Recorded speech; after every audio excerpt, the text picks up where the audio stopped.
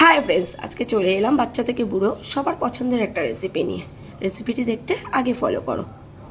জল গরম করে তাতে গোটা গরম মশলা, লবণ আর পরিমাণ মতো তেল দিয়ে ভাতটা রেডি করে নিলাম।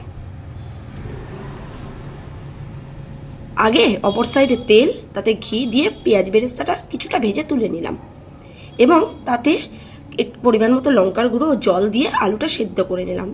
এবার সেই ঝোলের মধ্যে মাংস, খাসির চর্বি দিয়ে আর আদা রসুনের জল আর অল্প কিছু লবণ দিয়ে মাংসটা রেডি হতে দিলাম মিনিট 10। মাংস অলমোস্ট আমার রেডি।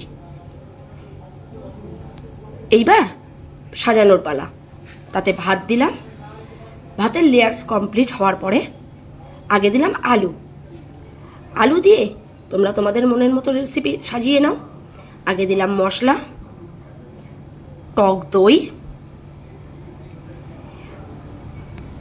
গোলাপ জল, কেওড়া জল, ইয়েলো ফুড কালার অ্যান্ড আবার লেয়ার তৈরি করলাম। তাতে পেঁয়াজ বেরেস্তা, ঘি আর পরিমাণ মতো মশলা দিয়ে সুন্দর করে জিনিসটাকে গরম করতে দিলাম ঠিক 40 মিনিট। 40 মিনিট পরে দেখো আমার মেনুটা ঠিক কেমন হয়েছে। আমার বিরিয়ানি অলমোস্ট রেডি। তোমরাও বাড়িতে ট্রাই করে আমাকে কমেন্টে